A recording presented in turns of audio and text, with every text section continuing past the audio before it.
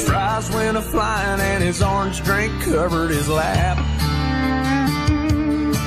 Well, in my 4-year-old said a 4-letter word. It started with S, and I was concerned. So I said, son, now where'd you learn to talk like that?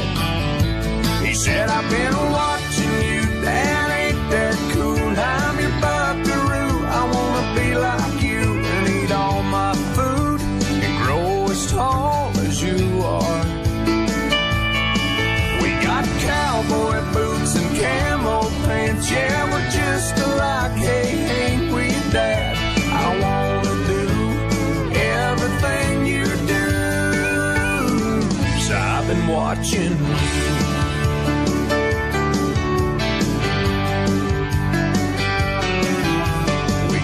Back home and I went to the barn. I bowed my head and I prayed real hard. Said, Lord, please help me help my stupid self.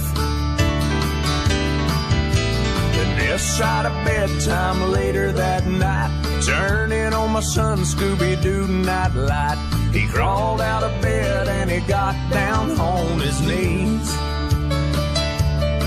He closed his little eyes, folded his little hands, spoke to God like he was talking to a friend. And I said, son, now where'd you learn to pray like that? He said, I've been watching you, Dad, ain't that cool? I'm your buckaroo, I wanna be like you and eat all my food and grow as tall as you are. Things and holding mama's hand, yeah, we're just alike, hey, ain't we, Dad? I wanna do everything you do, so I've been watching you. With tears in my eyes, I wrapped him in a hug, said my little bear is growing up. And he said, but when I'm big, I'll still know what to do. Cause I've been watching you, Dad, ain't that cool? I'm your buckaroo, I wanna be like you and eat all my food and grow as tall as you are. By then I'll be strong as Superman, we'll be just alike, hey, won't we, Dad? When I can do everything you do, cause I've been watching you.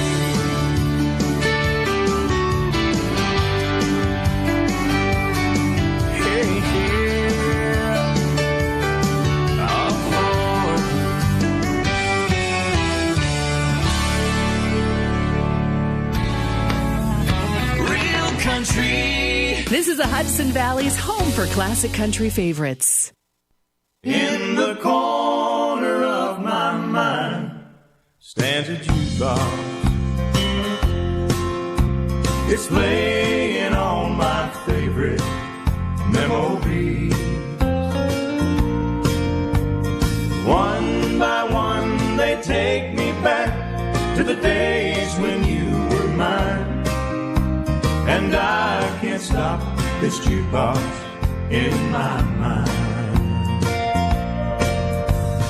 I don't need no quarters, don't need any dimes. You filled it up forever when you said goodbye. Heaven knows I love old melodies. They were meant to ease the pain. The kind that's playing on my mind are driving me insane. In the corner of my mind stands a jukebox. It's playing all my favorite memories. One by one they take me back to the days when you were mine. And I can't stop this jukebox in my mind.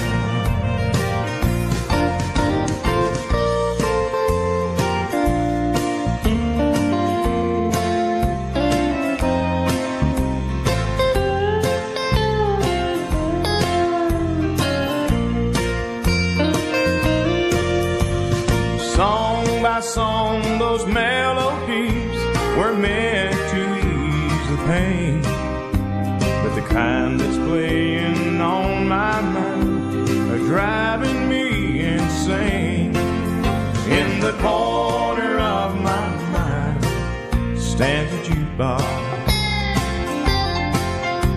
and it's playing all my favorite memories. One by one they take me back to the days when you were mine, and I can't stop this jukebox in my mind. No, I can't stop this jukebox in my mind. On 920 WGHQ. Good morning. You're now listening to Kingston Community Radio, airing on FM 92.5 and AM 920 WGHQ, Kingston, New York. This programming is brought to you by our listeners and corporate underwriters who are interested in presenting local community radio. The opinions expressed on this program do not represent those of Pamel Broadcasting or Kingston Community Radio. Listeners are encouraged to send in $10 per month to help bring this program to you and mail your contributions to Kingston Community Radio, Post Office Box 4364, Kingston, New York 12402. For more information or to donate online, visit our website at mykcr.org. And good morning. This is Dan Gatis, and thank you for tuning in, sharing the morning with us, being a part of this morning's program. Wednesday, January 6th, 28 degrees right now here in Uptown Kingston. A mix of cloud and sun today, a high up to 38 tonight, partly cloudy skies, a low 26. Thursday, mainly sunny with a high around 40, and Thursday night, clear, low down to 21. We'll be right back.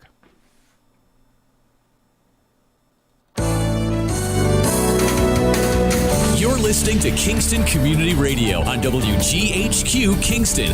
On your radio at 920 AM and 92.5 FM, and also online at mykcr.org. We are Lions. We bring hope where it's needed. We are a global force for good. Support causes that matter. Change lives. Change communities. Change the world. We can do more together than we can alone. Join in. Experience the joy of serving. Be part of the movement. Give back. Let's unite the world for good. We are Lions. You can be too.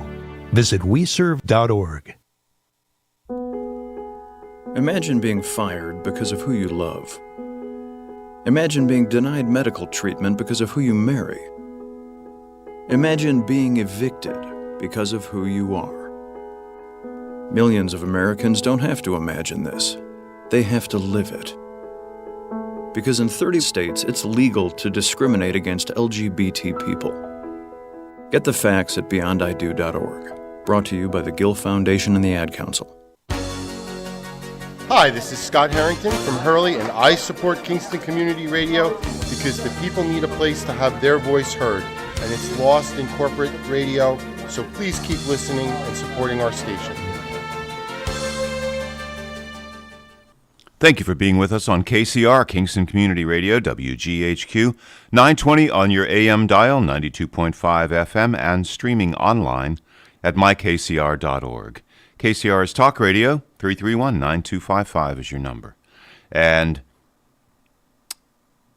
join us every weekday, 7 to 9 a.m. Today is Super Wednesday, and Greg Shorvis is in the on-air studio, and let's see what we have going on today. Good morning, Greg. Good morning, Dan Gatis, and welcome, listeners. Good morning, 331-9255. And if you get that noise that's in the background, okay, even though our doors are closed, there's a loudmouth, a big mouth that walked in about 5 minutes ago. Okay. And it, just like the Hudson River, it never stops running. His mouth never stops running. So we'll see who that person is when he comes through the door. Exactly. And I know Supervisor Fred Costello is on virtually with us. Good morning, sir. Good morning, Greg. How are you? Good morning, whoever's in the studio. Good morning, Dan. Good morning, Fred. How are y'all doing? We're okay. Greg's in his control space over there. his little control capsule. Little corner. Yeah. It's a nice little niche there. And where are you, Fred? I'm actually relaxing. I just grabbed a cup of coffee, and I'm going to sit in the living room and watch some TV while we're doing the show. Yeah, excellent. Okay. Wow. That does sound relaxing. Not too bad. So I just had to walk away to adjust the volume there. But yes, as Dan said, several weeks ago I got put in the corner, and this is where I stay. At least you're facing inward. Yeah, at least I'm facing inwards. We're all compromising to try to stay safe. And, we have to. It's not easy. And as I'm watching the news, obviously that's a headline again. And we're reached over 100,000 hospitalizations nationwide again. And I think the deaths were 3,700 yesterday. Those are big numbers. Just unfortunately, there's just so many, millions and millions of people who went against science, went against all the advice, not to gather, stay home, not travel. And again, and I've said this here the last couple of weeks, there's going to be extenuating circumstances, emergency situations where people do have to travel. But the numbers were just absolutely astounding, especially now Sunday was the largest. Okay, it even surpassed the Sunday after Thanksgiving. And now, if we see any kind of a scenario like we did after Thanksgiving, I don't know where we're going to put these people, especially in some of these states, Arizona, California. There was an individual, it fell off the roof and broke both of his arms out on the West Coast. And the paramedics came and did what they could and told him they couldn't take him to the hospital and told him to go back in his house. That's scary when you get to that point. It sure is. And, California's treating people in hallways. And it's pretty extraordinary that we ended up here. It's hard to believe. Well, and it's you've heard me use this word. Our listeners have heard me use this word. It just boils down to stupidity. There's no other way to put it. Yeah. It's plain and simple. Yeah, it's tough. And unfortunately, it just seems like in the last 2 to 3 weeks, I've known more people that have tested positive than the entire time since the pandemic started. Well, I think there's an interesting point there. The first wave of the pandemic, it was around, but it was very much in the institutions. It was in our jail system. It was in the nursing homes. It was in the hospital, and it was largely contained. So it was kind of a second-hand experience for most of us. But this wave of the pandemic, it's in our neighborhoods and many times in the house right next door or in the bedroom right next door.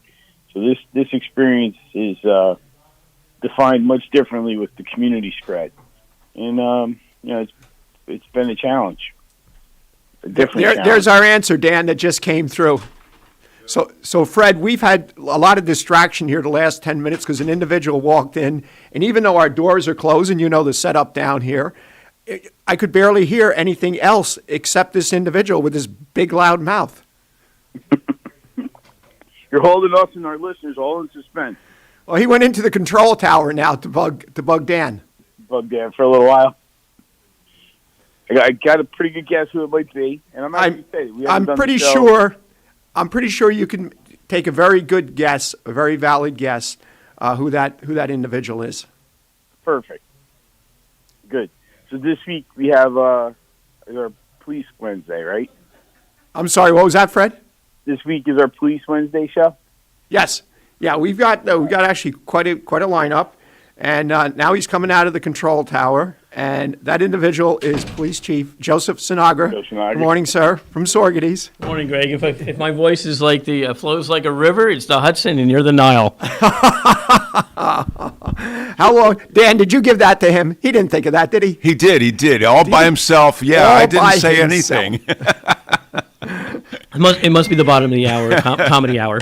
Comedy hour? No, it's not quite the bottom of the hour. But anyway, Fred, in answer to your question, yes, and we are expecting, besides Chief Sinagra, and I just got a text, another supervisor in Ulster County, guessed the right answer and said, has to be Chief Sinagra. Who's that, Bob McKenna? Yeah. Bob McKenna? Who? Who's Bob McKenna? What are you talking about? Who's about you? It was a supervisor. There's no Bob McKenna that's supervisor in Ulster County. No, Bob. You're something else, Greg. Come on. So anyway, we'll try this now for the third time. Fictitiousville. It's for the third time.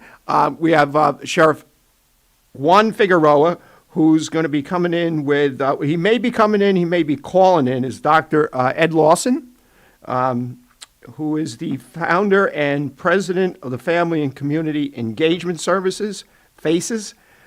So. Going to have some interesting stuff to talk about. And at some point, I'm sure Captain Rob Appleton may pop in. And what about Chief Berardi? Is he in this morning? Oh, yes. Jeez. Oh, gosh, don't forget him, Greg. I forgot about Chief Berardi. I'm so used to him. You know, he used to be the fourth Wednesday at 8:35, and he just kind of felt lonely. And he was on the dark side on that show, so he decided to come to the more positive and upbeat show. Yes. He moved from the dark side of the moon. So what's going on anyway? Wait, lots going on tonight. I guess we have our organizational town board meeting, correct? We do. And then at the same time, unfortunately, we have our Sorgates Police Re-Envision Collaborative Committee is going to hold their first town hall. It was unfortunately was scheduled at the same time, and it was too late to change it when they realized that they had scheduled it during a time period that had a conflict. So hopefully the next two follow-up town hall meetings won't be again. We won't be challenging the town board, and it'll give more people an opportunity to participate. But I think we have about 60 people registered so far. Oh, good. Yeah, so it should be pretty productive. Now this is the first one. This is the first one. Starts at 6:30. If anybody's interested, if this is the first time they're hearing about it, all they have to do is go to the Sorgates Police Reform Re-Envision Collaborative Committee Facebook page, and there's a link there that you click on, and it'll send you information on how to join tonight's meeting. So obviously it's 100% virtual. It's virtual, correct? Yep. Well, I could probably partake in both of them. I've done a chamber meeting and a town board meeting simultaneously. So you're not supposed to do that. If you take a look at like Zoom etiquette, you're supposed to stay with one meeting. Yes. Did you ever take a look at it? There's 10 tips for no, Zoom meetings. I never really look at Zoom tips because I'm not a big fan of Zoom, and I don't use Zoom unless the other party is initiating the virtual meeting and is using. I use them all now. It seems like everybody's got their own platform. I don't know. I just like. I just like the features, the enhanced features, and also the enhanced security features that WebEx brings along. And I did Teams for the first time last week. That was pretty good too. Oh, did you? Yeah. Yeah. I think I have them all now. So what have you been up to? How's been? You've been lucky so far with the snow. You only got dumped on once, really. Yeah, that one on Monday was more of a more of a nuisance. And is Fred still with us? Yeah. Yes, I'm here. Hey, how you feeling, Fred? I feel great. How you doing? Good. When are we gonna actually see your face again? I don't know. I was almost going to come down this morning. Almost. Soon. Yeah. I miss coming to the studio. Yeah. It's easier to, I don't know, there's an energy that you miss out on not being part of the studio. Yeah, like the looks on our faces. Well, actually, you can actually stream us in and you can see those looks. That's true. I do have it on YouTube once in a while as well. Right. Greg reminds me this morning of my grandson, Oliver. He's over in the corner. He's got a little trayette in front of him. He's got his coffee there. He's got one of his toys. We have to take advantage of the room, and we have to social distance whenever we can. Right. And, obviously, I think what we're going to do is utilize that bench. When the school group people came in the last time before the vote, we did that. We just slid it over. Everybody was on camera. Everybody had a microphone. And Dan arranged things real well. He's in there shaking his head, yes, and it worked out real well. So if Dr. Lawson does show up, I know he's quite, as everybody should be, on social distancing. We'll do a little jockeying of the furniture here. There you go. Can't beat that. Got to do what we have to do to make things work. Awesome. So what's going on, boss? What else we got going on today here? Anything I need to know about? Me? Yeah. You think I would refer to Greg Chorbis as my boss? If you're mad at him, you might. Only when he wants something. Yeah. Yeah, we, like one of you mentioned, tonight's our town board organizational meeting. And that's something that only happens once a year. And we assign board liaison shifts. We state who the town attorneys will be for the coming year. We kind of memorialize what the government will look like for 2021. And there's an air of optimism, especially this year, as we kind of leave 2020 behind and move on. And it's kind of nice. And then beginning 2 weeks from now, we kind of go back to our regular schedule for town board meetings and get back to the more normal work. But these organizational meetings will be happening in every town across the county, and the county government will do one as well. And it kind of lays out a little bit of a roadmap for where we are headed for 2021 and some of the things we hope to achieve. So they're somewhat significant moment for the board. This is Peg now, who's the individual who replaced a vacancy that was created on the town board late last fall. And this is her first time going through the organizational project. So I imagine she's a little bit excited and nervous at the same time. And we're looking forward to it. It should be a good meeting. And for the first half of 2021, I somewhat envision it being very much like the second about 2020, because many of the challenges that we had to deal with in 2020 still exist. The calendar has changed, but the dynamics that are kind of haunting us have not changed. And it's very much still about trying to keep our public safe and our employees safe. And that's going to be our challenge for the near future. But I'm really proud of everybody, Greg's staff and Chief, your staff as well. Our employees are taking this thing seriously from the beginning, and we've done a very good job containing exposures when they have occurred. And we're on a good path, and we just have to see this through for the next 4 or 5 months until this vaccine gets distributed in a way that's meaningful. Right. And hopefully that's right around the corner. How are we looking? How are we set on pace with the animal shelter? We're going to be able to move forward, you think? We believe so. Our expectation is to start that project, start the physical construction of that project in the fall of 2021. We have a building designed. We have about 2/3 of the money we need to build the building, and we certainly have the excitement and motivation that will be needed to do a project of that scale. But there's a fundraising component which has not stalled, but is moving at a pace that's not as brisk as we would like. Right. And from the outset, we've pledged that we would insulate the residents from the capital cost of this project. So we need to get the pledges that we need to fill in that 1/3 gap. We need to get those pledges in place before we start construction so that we can keep our word to the residents. And I have all the confidence that we will.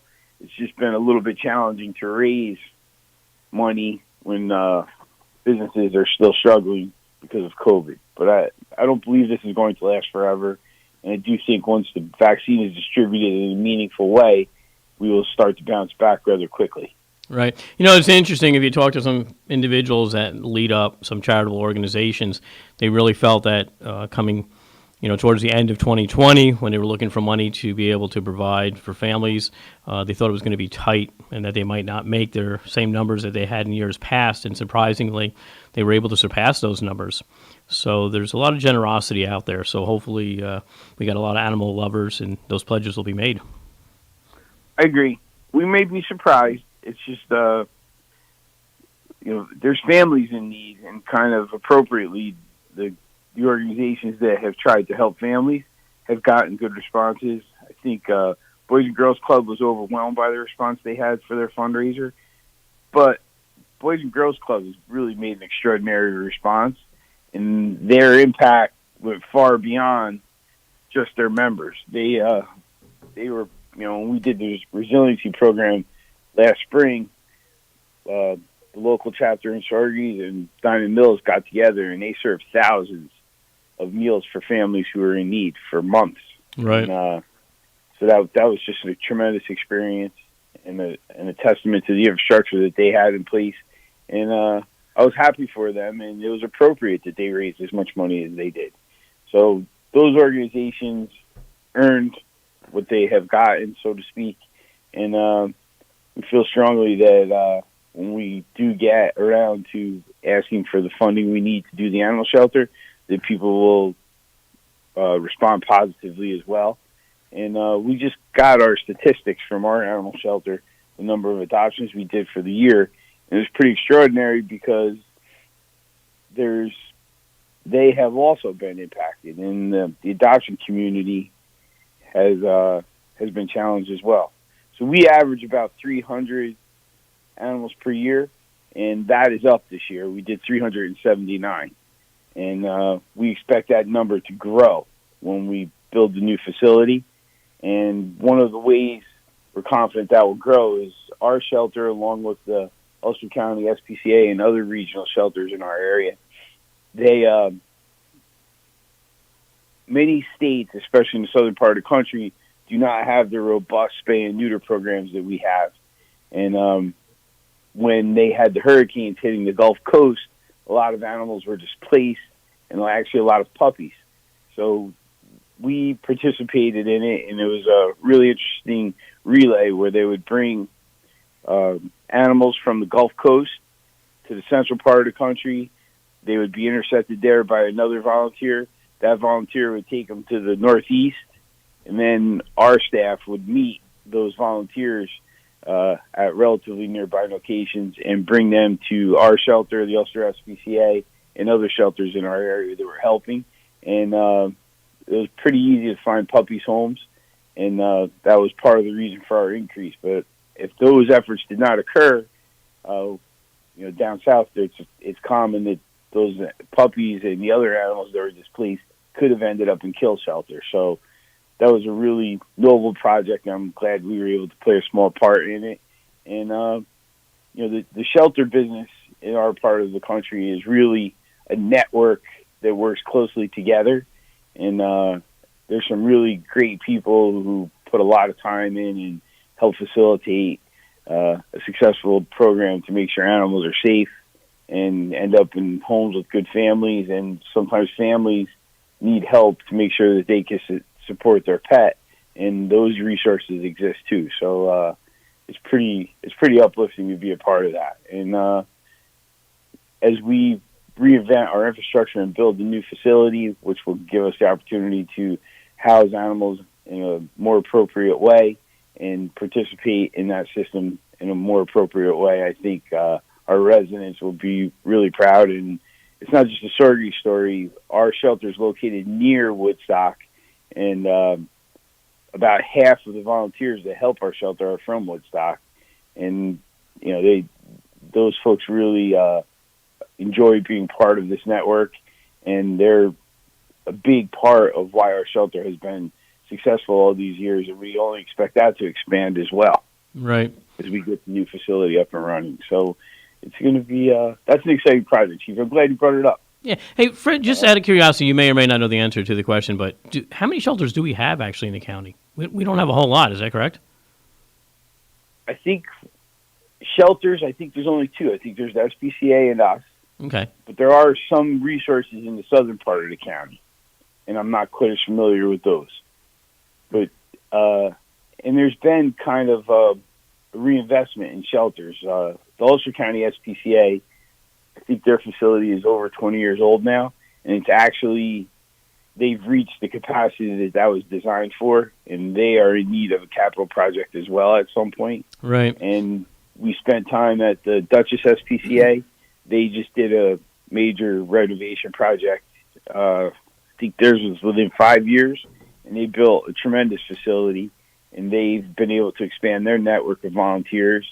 And then we went to the Columbia Green SPCA, and they just opened a new facility recently, and that facility and the Dutchess facility are the two facilities that in many ways inspired the design of our new facility.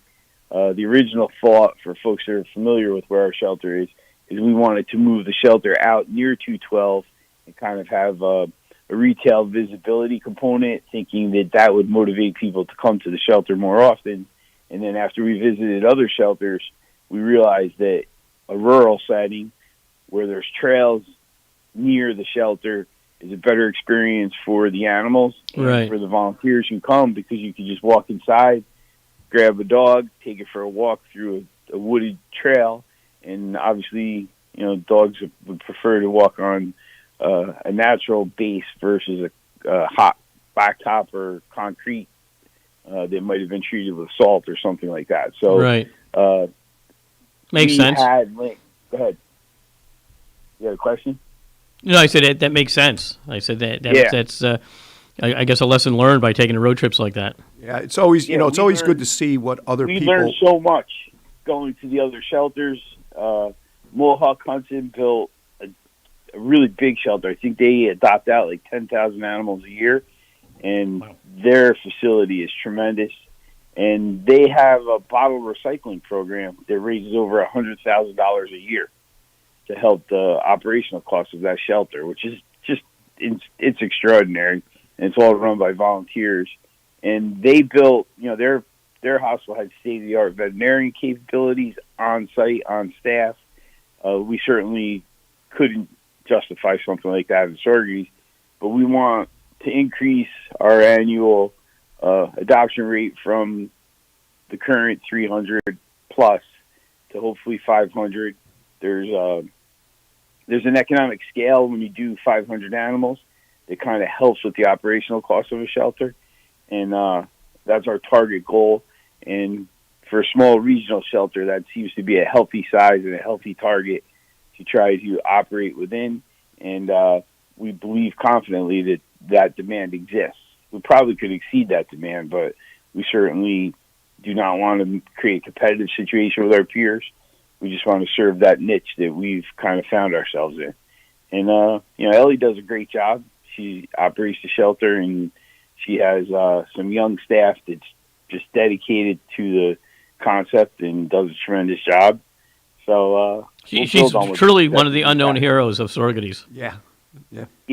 And we meet once in a while at Ellie's house because she has the outdoor area, and we can also comfortably social distance. So when the weather was good, we would meet there, and we could have our meeting outdoors. And she had a turtle that got hit by a car that she was rehabilitating. She had a chicken that she was rehabilitating. A couple of squirrels. She's just her heart is so big for animals, and some of the animals that came to our shelter that came out of extreme situations, they would be at her house, and she would be rehabilitating them, and it's pretty, it's great. It's uplifting, and you can really understand why people get involved in that. And she's done some amazing work, and you're right, Chief. She's one of the unsung heroes doing this work. So she's certainly very dedicated. Of course, I've known her for quite a number of years. Years ago, her husband worked for me as a mechanic, Guy, and good family, nice family. And you're right about she does at her house. I'm getting the signal from Dan. Okay. We're down to 1 minute. Now, I do just want to mention this. Both you gentlemen mentioned about how people, the generosity, the outpouring that continued this past year. And all of the Stewart shops this past holiday season raised a total in all their shops of $941,000. And then with Stewart's match, they gave back for organizations benefiting local kids, other worthwhile endeavors, $1,882,000. Almost $2 million. Wow. Congratulations to them. That's awesome. In the Main Street shop, customers gave $2,480. I didn't get the number for the Stewart's across from Sorgetes East, but that's just a phenomenal number. And Stewart's, as they've done for many, many years, continues to make the match and to put that kind of money back into the communities throughout their areas, and especially the kids. Almost to $2 million is quite a tremendous feat. Especially, congratulations to Stewards. That's awesome. Yeah, it is very, very awesome. And also to all of our listeners who participated in WGHQ Happy Christmas Fund. I know we're over $66,000 or $67,000. I still have to bring the money box in from the ice arena, so that's going to add a little bit to it. But with that, we'll be back in a few minutes with Dr. Ed Lawson and Sheriff Juan Figueroa and Chief Joseph Sinagra. Thank you, Greg Shorvis, Joe Sinagra, and Fred Costello calling in during the show today. You're listening to KCR, Kingston Community Radio on AM 920 and 92.5 FM.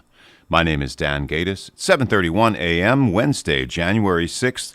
28 degrees outside right now, a mix of sun and clouds today, with a high up to 38 tonight.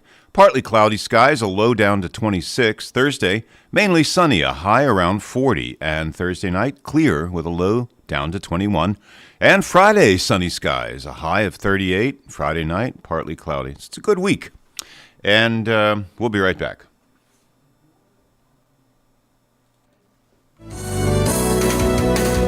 You're listening to Kingston Community Radio on WGHQ Kingston. On your radio at 920 AM and 92.5 FM. And also online at mykcr.org. My Shiro always goes the extra mile, stretches every dollar, puts others first. But now it's your time, Mom. Get free tips to help boost your retirement savings now at aceyourretirement.org/Shiro. Brought to you by AARP and the Ad Council.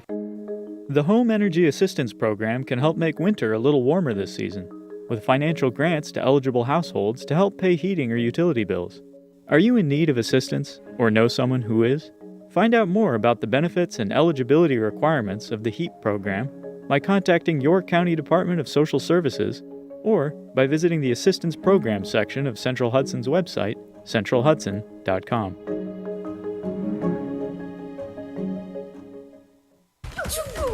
You got me! The galaxy is safe once again. Sometimes kids play with pretend guns. It's up to us to make sure they don't play with real ones. Keep yours stored locked and unloaded. Learn more at endfamilyfire.org. Brought to you by End Family Fire, Brady, and the Ad Council. Hi, this is Cameron Rylance from Kingston, and I support Kingston Community Radio because it's informative.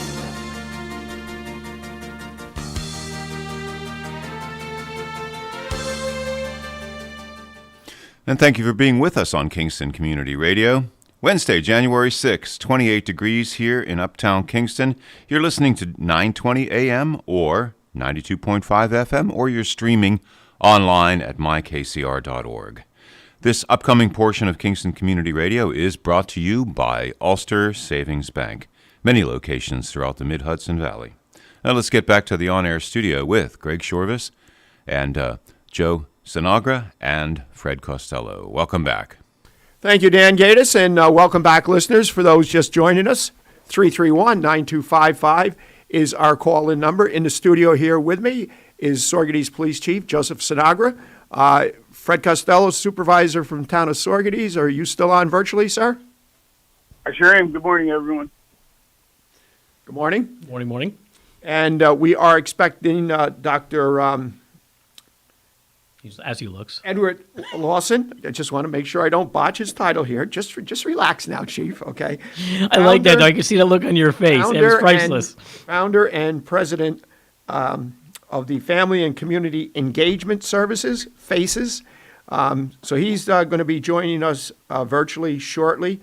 We are expecting Sheriff Juan Figueroa to also be joining us here very shortly. And again, I'm sure Captain Appleton may be popping in or joining us virtually, whatever he's comfortable with. And Chief Berardi. And Chief Berardi. I keep forgetting Chief Berardi.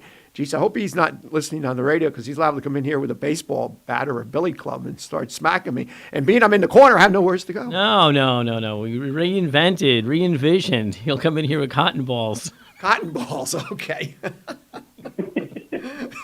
Chief, you are, so we should remind people, I know you did it in the first half hour. Right. Our former Collaborative Commission is hosting their first public hearing this evening, and people can still sign up to be part of that, correct? Right. And it's going to be a town hall meeting, and the format is they're going to be able to hear from each one of the committee members had special assignments, like one has training, per se, and they'll speak to that for about 2 minutes, and then they'll open the floor for 10 minutes of questions from anybody that's participating in the meeting. And then they'll go on to the next speaker who may speak, about our accreditation process, and then open the floor again for 10 minutes for any comments. It's slated for 6:30, I believe, to 8:30. And anybody who's interested and would like to participate in that meeting, that town hall meeting, it is being done virtual. All you have to do is go to the Saugerties Police Reform Reinvent Collaborative Committee Facebook page. And you'll find a link for tonight's town hall meeting, and just click on the link. It'll ask you just a couple of questions, and then it'll provide you the information on how you can participate. Somehow I missed that. I didn't realize that was taking place tonight. I'm glad you brought it up, because that's actually going to be more interesting than the boring organizational meeting. I love when Fred said, thanks, Greg. I love when the supervisor said it's our only one of the year. Well, thank God it is. I think the agenda was 15 pages long. Yes, it's the longest agenda meeting they have. That's all. I only have one piece of business on, so I'll do against what the Zoom tips suggest. And you'll try to do both? And I will partake in both, more than likely, yes. Okay, so make sure you register. So when you get off the radio this morning, you have to register. Well, you have to pre-register. Pre-register, yes. Gotcha. Yeah, they want to obviously try to prevent, there's been some unfortunate incidences with not just these police reinvent collaborative committee meetings, but there's been other board meetings that around the county that have had the unfortunate of Zoom bombing or whatever format they're using. So in order to prevent that from occurring, or at least mitigate somewhat from it occurring, they're asking for people to register, and then they'll be provided the link. Good. And I believe we have Dr. Edward Lawson. No, we do not. No, it's just you have a caller. Oh, we have a caller. Yeah. Good morning, caller. You're on the air with Kingston Community Radio. I'm going to say good morning to all of you, and I want to wish all of you a very happy and a healthy New Year. And same to you. Thank you for all you do for the people, and all the things that over the whole years that you've been on the radio there and doing what you've been doing. But I hope that everyone keeps well, and we finally get rid of this virus that is attacking so many people, and I hope people really, smarten up and do what they're told to do, with not meeting in large groups and wearing masks when they're around outside near other people, and, and do the distancing. And I hope people will accept the vaccine, and not say that they don't want to take it. Yes, and you hit the nail on the head. Smarten up. People do have to smarten up. You see it almost every night on nightly news. Those large crowds, New Year's Eve weekend, on the beaches out on the West Coast, down in the city, those large New Year's Eve parties, practically no one wearing masks, and the millions and millions of people that went against the advice of scientists and decided to fly. And it's awful what happened too there in Wisconsin, where the pharmacists destroyed all those the vaccine. Right, I think it was 70 or 75 vials of vaccine that were destroyed, right? Yes, sabotaged. Yeah, right. And then also some people had gotten injections and stuff like that, but the thing was it'd been spoiled, so it wasn't even effective. So we just hope that, that doesn't happen again, and people, they think about others, not just themselves, And he was saying he didn't think that the vaccine was effective, and I believe that was the reason he gave, that he had destroyed it. And people, I think the more important thing is people have to remember that getting the vaccination doesn't mean that you can't get the virus. Yeah, right. It's basically, it's just that you don't get it as bad as if you did not have the vaccine. And that's really an important point, and I caution that. And, by making a statement that doesn't mean now you can walk around without a mask on or believe that you're not going to contract it. So we still have to carry out, the same protocols that we have in the past. Yeah, no, people have to keep, like I said before, smarten up and, keep doing what they're supposed to be doing. But anyway, again, I wanted to wish all of you a very happy and healthy New Year, and I hope you will keep well and safe and continue on what you're doing, really appreciate what you do. Well, likewise to you, Mrs. R. A happy, healthy, safe New Year, and hopefully after we get through the next few months, it is going to be a much happier, healthier, and safe 2021. Yes, right. So Thank you for your call. We always appreciate it. Yep. Good talking to you. Thank you. Bye. So I got a text from our sheriff. He had an issue come up, but he's still expecting to head here. Was it the alarm clock didn't go off on time? I did not respond back inquiring about that. I just acknowledged that. Usually that's my crisis. Oh, is it? And look at Dan's in there shaking his head, yeah. Dan was a little late this morning. I pulled in here and... Yeah, I usually get here at about 20 till, and I was here at quarter till. Yeah, it's true. Yeah, usually I beat you. Usually you do, yes. Yes. I might have been a few minutes earlier. I think you were. There's nobody in Stewart's when I went in this morning to pick up the coffee, so I breezed in, I breezed out. I didn't hit a train at Ulster Avenue. I probably hit more trains than anybody, it seems. You mean you have to stop for the trains? Stop for You're the not train. hitting the trains. It's a figure of speech. I don't know, Greg. I can take everything you say literally. Anyways, Ice Arena. What about the Ice Arena? What's going on? Hey, we're so far so good, and this just blew my mind. I know I had the conversation with the supervisor. We exceeded our budget revenue appropriation number. We did that a few days before the end of the year, right? And so we exceeded. We were shooting for $300,000. We exceeded that number. We had the funds from the reserve last year to pay the $100,000 for the bond, and overall department revenues, facility use fees took a hit. They're down approximately $16,000. But then our other revenues, that exceeded budget appropriations. So closing out the year, and of course, this is, these are our numbers that, although I've talked with Gary Newkirk, and having the Encode system software, it's easy to do. A lot of years, you'd have to wait until Gary closed the books out, and it would be February, early March. But it looks like our shortfall is going to be right around $10,000 or $11,000. In June, we're looking at $160,000. So very, very happy with that. And even though we can by law accommodate 96, we've capped it at 50, simply because it's a little bit too difficult to space the seating, the chairs, at least 6 feet apart. So. And unfortunately, there were some very annoyed people that came, did not know the process, where everybody has to pre-register and everybody has to pay in advance. And just fill some airtime here for me, Chief, because this is Dr. Ed Lawson. Oh, okay. Dr. Lawson on the phone. Yeah, it's again, also even with the police department, we're going to end the year up in really good shape. We're going to end up with a surplus again for the 9th year in a row, which I think is tremendous, and I'm sure, Fred, that makes you happy to hear that. 5331. Well, yeah, it makes me happy, obviously, and it's a good message to our residents. Yeah, I mean, we try to be as frugal as we can with the with the budget while still maintaining the safety of our officers. So we've successfully done that again. And probably in a week or so, we'll have exact numbers, because I know we still have some outstanding invoices that'll be coming in, like fuel, et cetera, our end of the month expenses. And but I think we're going to be in good shape. It's going to be one of our, probably right on par with some of our best years as far as surplus.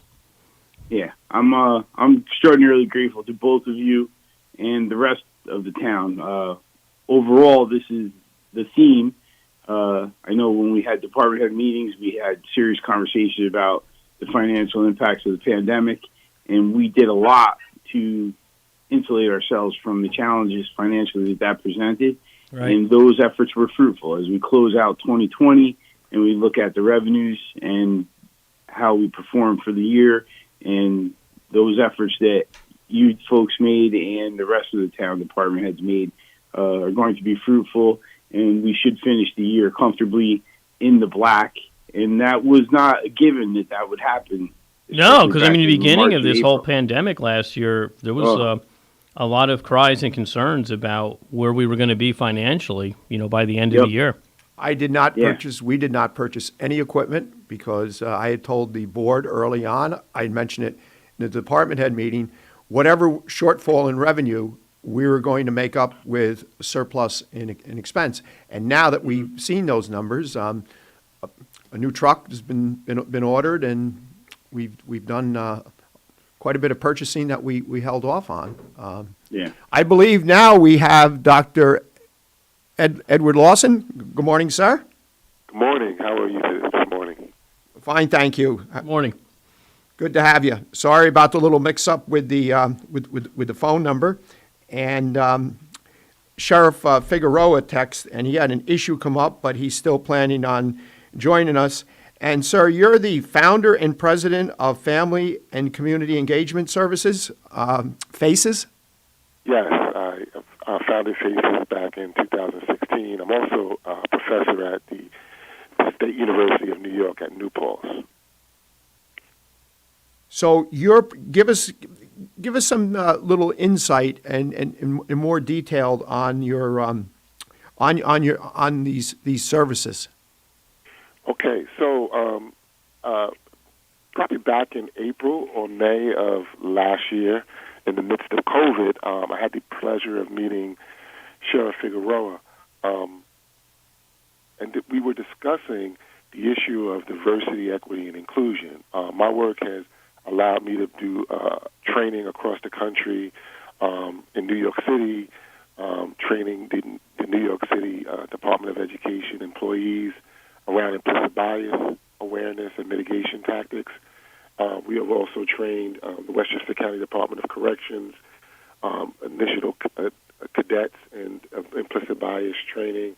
We've had the pleasure of training at SUNY New Paltz, the faculty and staff, in implicit bias training. And what happens over that time, it's great to be able to provide individual-based training to folks that are actually doing in the work. But one of the other things that we noticed and saw is that there needs to be some work that's done at the organizational level.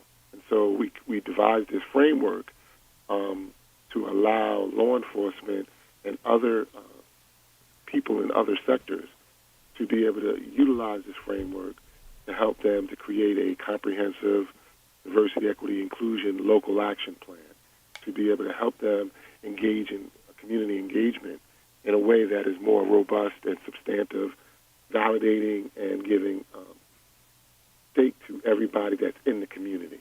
So the sheriff and I devised this framework, a symposium, and we're going to use the Ulster County Sheriff's Office as sort of our guinea pig. It will be the model by which we would share this framework with other law enforcement agencies across the county of Ulster. We were fortunate enough to receive some funding from the Verizon Foundation to support this work, and so on January 13th, from 9 to 5, we're going to be hosting this virtual symposium on the diversity, equity, inclusion framework in partnership with the sheriff and SUNY Ulster, SUNY New Paltz.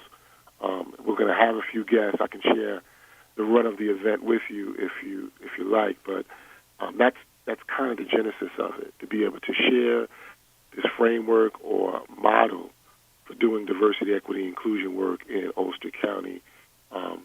A lot of talk has been made of the governor's executive order. I think back in July, this was actually after the sheriff and I had met.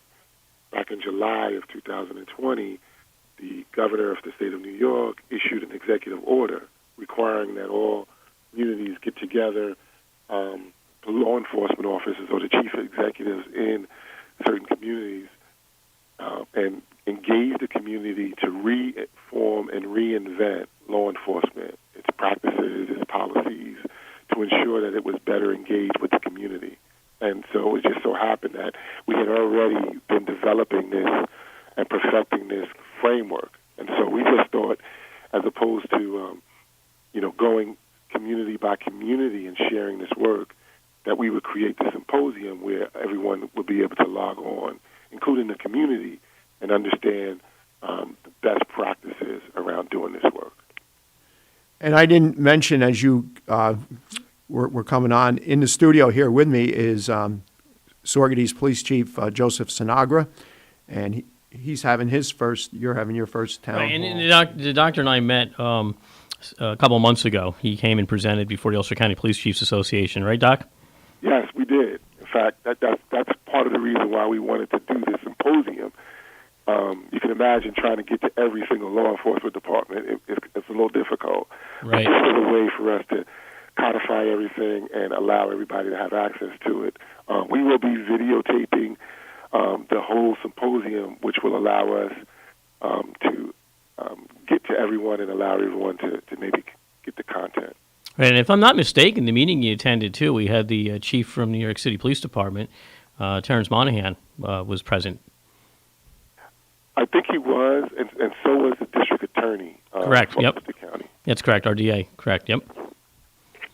Yeah, one of the things that I've been with our committee that I expressed to them is, really to foster major change in law enforcement, there should be, we talk about oversight for individual law enforcement agencies, and that's good, but you're trying to teach an old dog new tricks.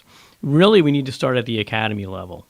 And I've heard no mention in any of these committees, and I brought it up to our committee, why aren't we taking a look at the curriculum that's in the current police academy, which quite honestly is almost the same curriculum we had back in the 50s and 60s. It hasn't changed much. And I think for major change to take place, we need to take a look at how we're training our police officers, how we're training cadets to be police officers. And I think change needs to start there. And if we can make major changes there, then you're going to have a breed of law enforcement I think the community would be very happy with. Unfortunately, some of the methodologies that we employ today in law enforcement are methodologies that are over 60 years old, and they never changed. And that's part of our failure. Yeah, I mean, I couldn't agree with you more. Not that law enforcement is failing, but certainly training and education. And so part of what we walk through in the framework is we talk about some, 21st century policing skills when we're looking at what's important. And so there are 6 pillars that we sort of rely on. Pillar 1 is building trust and legitimacy. Pillar 2 is policy and oversight. Pillar 3 is technology and social media. Pillar 4 is community policing and crime reduction. And Pillar 5 is what was just mentioned, training and education. And Pillar 6 is officer wellness and safety. And what we try to do, I think it's actually excellent what the police chief has shared, is we want to look at all of those pillars, and we want to look at our local community through, analysis of disaggregated data and analysis of our current policies and practices to find out how we're stacking up, not to be critical of law enforcement, but to say, how can we do and deliver police services to the most professional way and to the best of our ability. And I do agree that training and education is a critical piece. Pillars 4 and 5, as you mentioned, I think are obviously key components to change over the other 3. Not that the other 3 aren't important, but 4 and 5, I think, really addresses the crux of the issue. And, one of the other things that we really take a look at in the education component is really on community policing, we should be engaging the public in conversation about how do we, the police, how are we going to respond to you, and how should you be responding to the police? And I think if we had that dialogue, because I think there's a lot of misinformation out there about right away people want to challenge, like at a vehicle and traffic stop, the police officer. And that's really not the time to challenge what's taking place.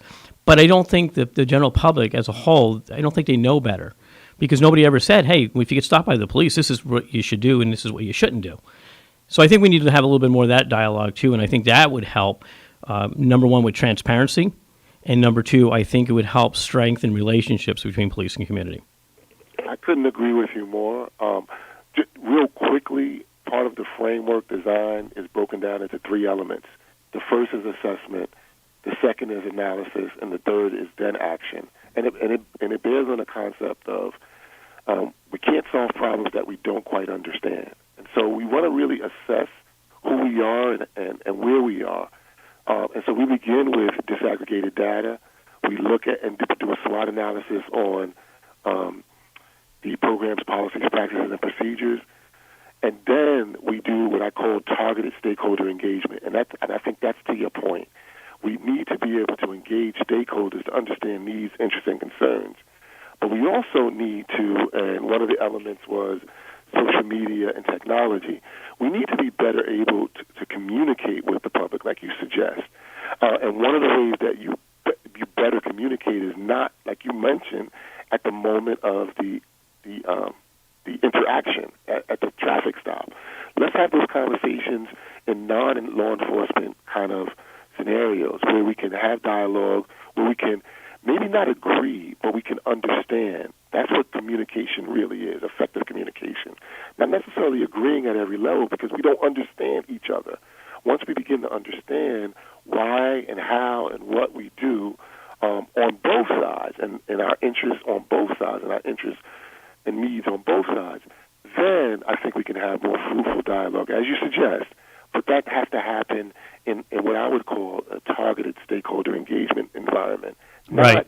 I agree wholeheartedly with you. One of the challenges, and I love town halls, but one of the challenges in the town halls is just think about this concept. When you come to a town hall, everyone there is an expert and wants to be right. Most times when you come into town halls, people are not wanting to resolve issues or to be reconciled. So it's difficult to manage and to facilitate conversations in that environment. So what we suggest and recommend through the framework is to have targeted conversations where you're going to specific stakeholder groups like maybe the health community or the K-12 or the institution of higher education, and you're asking them from their lens and their perspective what works best, what do they see as an issue, how are they approaching it, so that you get needs, interests, and concerns. My experience is when you do it that way, you find that we have more in common amongst each group than we have that separates us. But we don't get to hear it because we're competing to be right in that general session. Right. I agree. And I think it also we're able to convey that some of the things that the police do, quite honestly, actually everything that we do, is driven by legislation. And I think a lot of times people say, well, why did the cops do that? Well, because the law said that's how we were supposed to do it. And I think when we sit down and we discuss that and people realize that, then we can all work together to change it. If we agree that, hey, you know what, and it's okay to disagree. But I think that when we hear both sides of the issue, and I know a number of times I've had community members approach me about certain policies we've had, and I've listened to what they had to say, and we changed the policy because, you know what, when I stepped back and took a look at it, they were right. So, but it never, I just looked at it from one side. But to hear the other side of it and what the perception and the optics are of a particular policy or the way we carry out business, it's an eye-opener. And then together, we were able to, this community member, particularly in one case, and myself, we ironed out a policy that everybody felt comfortable with and said, yep, I knew that we were reaching our objective. And as a community member, I knew that person was satisfied with, if they had a dealing with the police in that particular situation and it was dealt with as policy dictates, they were okay with that. That was good. I like that point as well. You heard me mention during the assessment phase that we look at data. I think it's helpful in those conversations that we have with the community to be transparent. I think some of the time we believe that if we have to withhold certain information to sort of protect our space. But I think transparency, especially through data and, as you mentioned, certain policy that is sort of mandated and regulated. When you stop someone and their license is suspended, you have to. The law enforcement officer has to take certain actions. There are things that happen, but also I think what's helpful is that if the public knows this, if we're having conversations before the interaction, right, that it creates a better interaction, because people, the research suggests that if people feel and trust the procedural process, if they perceive it to be just, then it will change the way they react to it. It's when the perceptions are that they're unjust, and those perceptions could be biased. And bias works both ways. That's one of the things that we've trained on Right. Hey, Doc, I'm sorry, but we're at the top of the hour. Can you stay with us, and we just got to take a quick break, and we'll be right back? Oh, yeah, no problem. Yeah, we'd love for you to stay on. As soon as we get back from break, and we have to do, in fairness to our sponsors, we have to do birthdays, which will only take a minute, and then we'll be right back with you. Thank you. Right. It's all yours, Dan. Okay, and thank you, Greg Shorvis and Joe Sinagra and Fred Costello, and a very, very special thanks to Dr. Ed Lawson for being with us today. This portion of Kingston Community Radio has been brought to you by Ulster Savings Bank. You're listening to KCR, Kingston Community Radio, WGHQ, AM 920 and 92.5 FM. And it is now 8 o'clock a.m., Wednesday, January 6, 28 degrees here in uptown Kingston. A mix of clouds and sun today, a high of 38 tonight, partly cloudy skies, a low down to 26. Thursday, mainly sunny with a high around 40. Thursday night, clear, low down to 21. Friday, sunny skies, a high of 38. And Friday night, partly cloudy, a low of 19. And we'll be right back.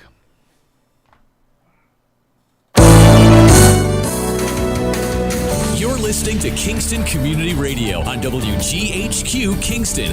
On your radio at 920 AM and 92.5 FM. And also online at mykcr.org.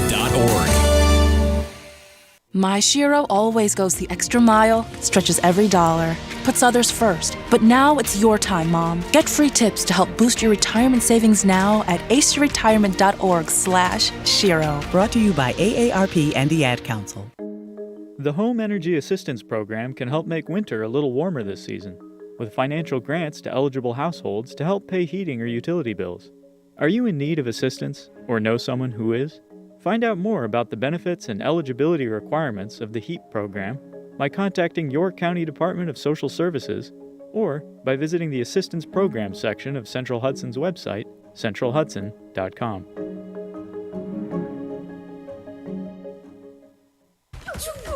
You got me! The galaxy is safe once again.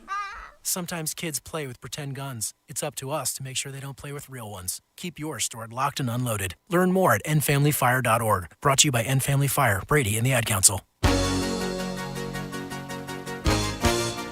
Hi, this is Cameron Rylands from Kingston, and I support Kingston Community Radio because it's informative.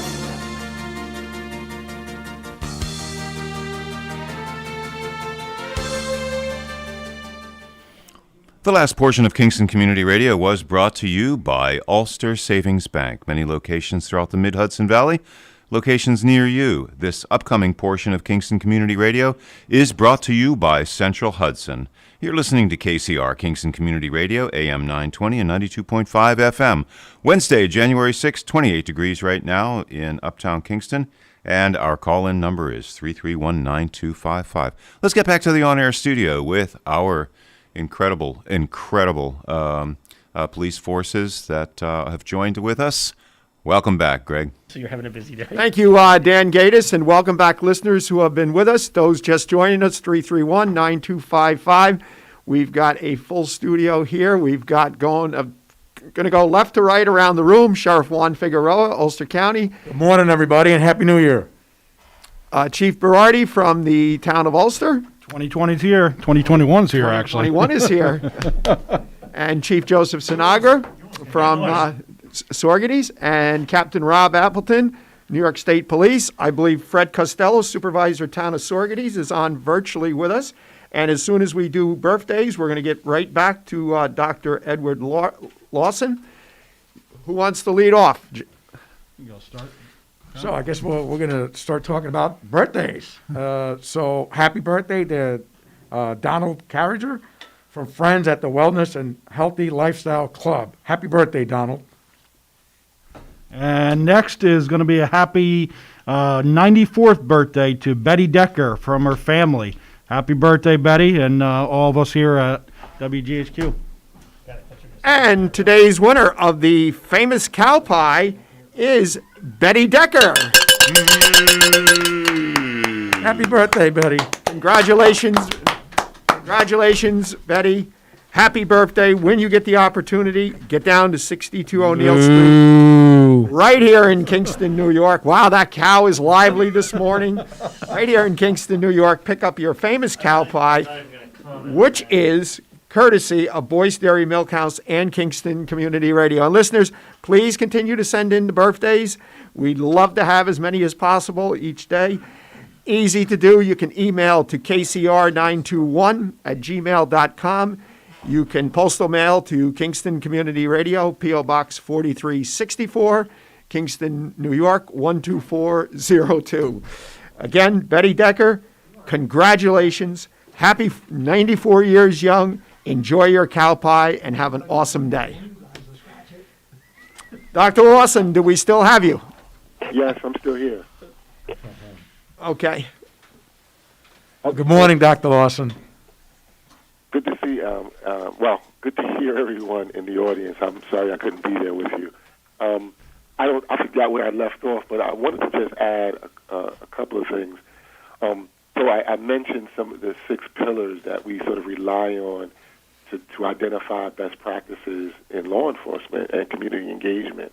And when we were talking about building trust and legitimacy. And so one of the ways that you build trust and legitimacy is, for example, some law enforcement office department, they make their policies available for public review, not for them to critique them, but because we were talking earlier about just understanding how law enforcement happens. So people don't understand that there are certain requirements by law and by policy and regulation that law enforcement has to engage in. So posting policies for public review, posting stats and data on stops, arrests, summonses, and crime disaggregated by race also gives people an understanding what's going on.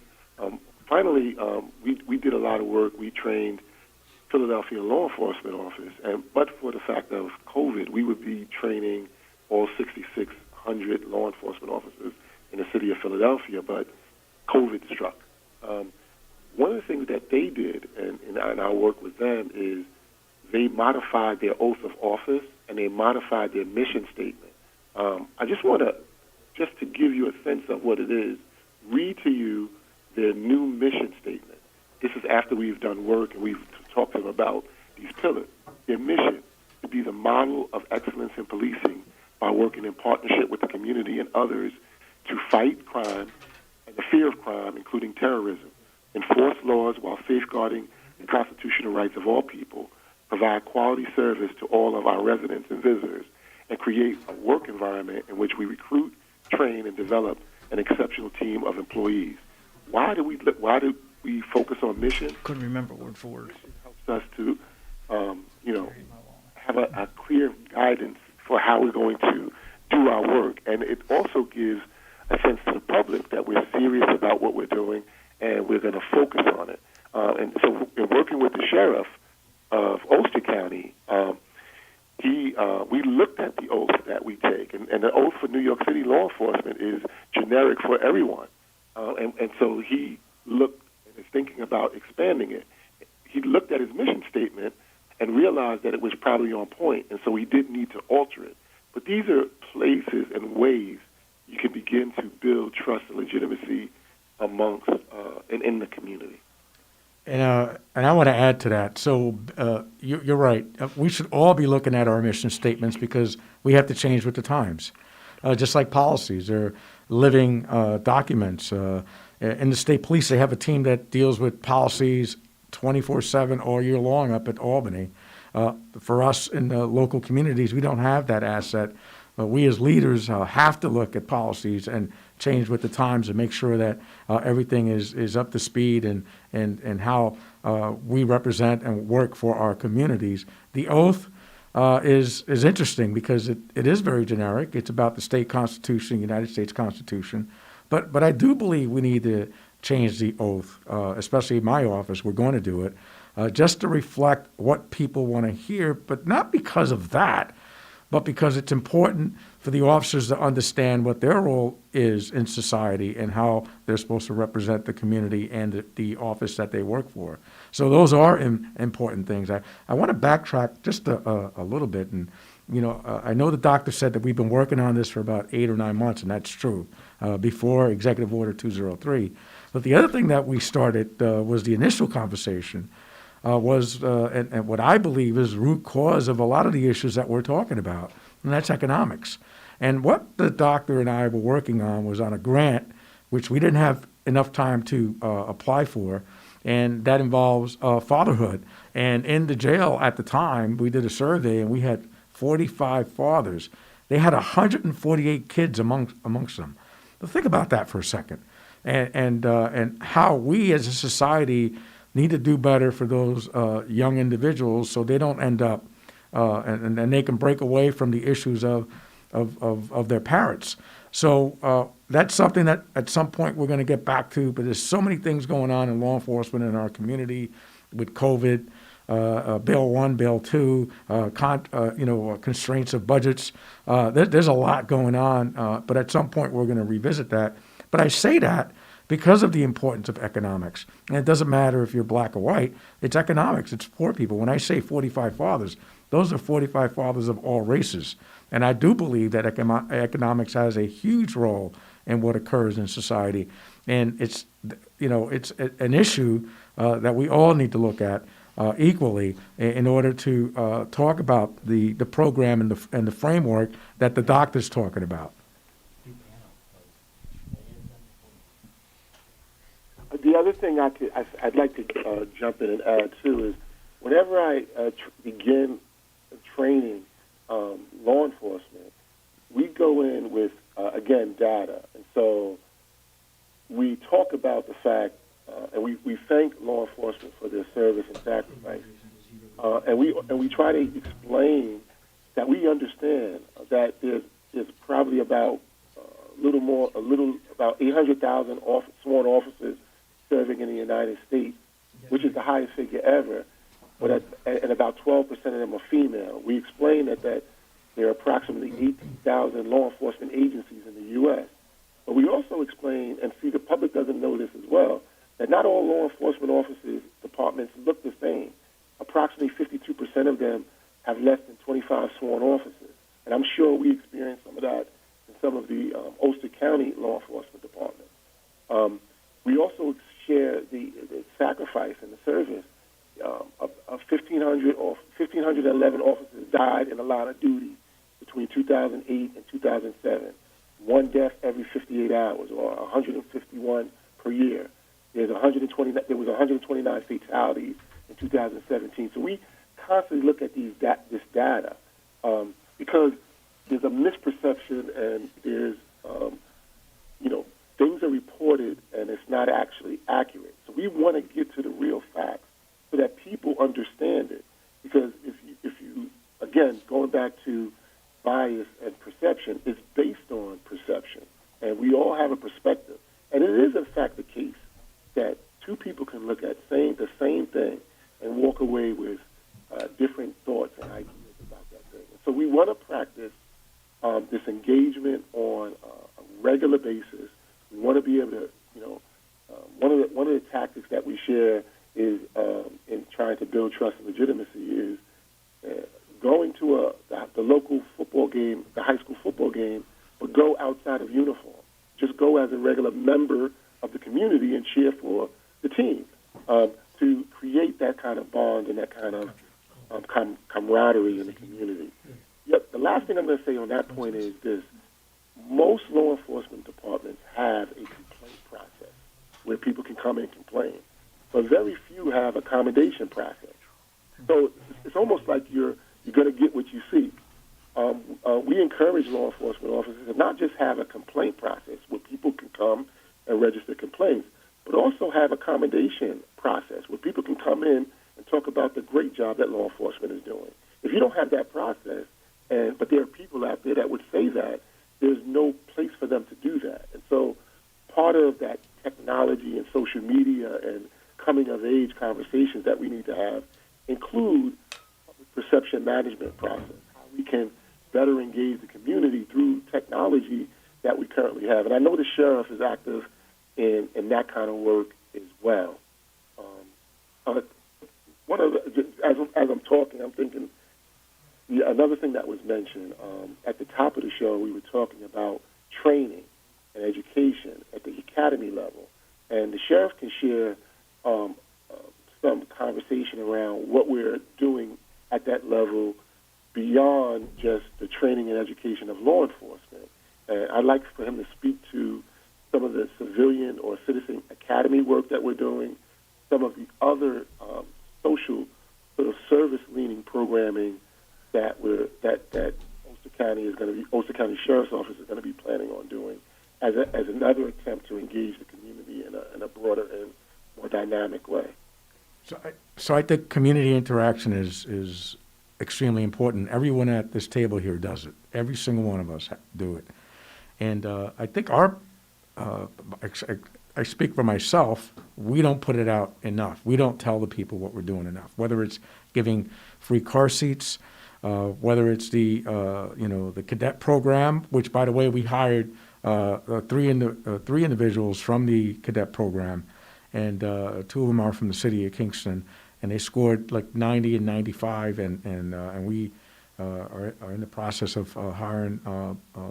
We hired one full-time, the other one is a part-timer, but and that's how we start diversifying the force.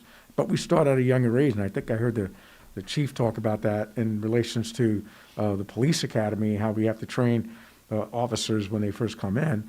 I think starting at a younger age at the high school, so folks can understand what law enforcement does, because there is really a misunderstanding on what occurs. And I don't like to use the word us and them. I don't like to use the word other side.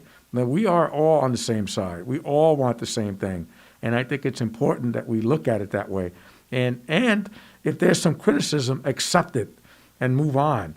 If we can't accept some criticism on the things that we do with the lack of communication, I think we're all missing a tremendous opportunity to fix things in law enforcement. And we're lucky in this county to have the great leaders that we have in positions of authority. And we all know the history of law enforcement, the dealing with the underprivileged and people of color. We know that history. It's important to know that. But one thing we can't do is change what happened yesterday or last year or the year before. But we can change what happens today, and we can change what happens tomorrow. We can't dwell on the past. We need to look forward. We need to be optimistic, and we need to be one team, because we really are. We live in the neighborhoods. We, a lot of us have kids at the local schools. We've been here several generations, or like myself, over 40 years. I don't know where I would be if my parents wouldn't have moved us up here in the 70s. And this is a great community, and we're just all going in the same direction. Everybody wants a safe, home. Everybody wants to have their children educated in a good school, and everybody just wants public safety as well, and peace. And so that's what we're all doing. We're just doing it in different ways, and communicating is key to all of that.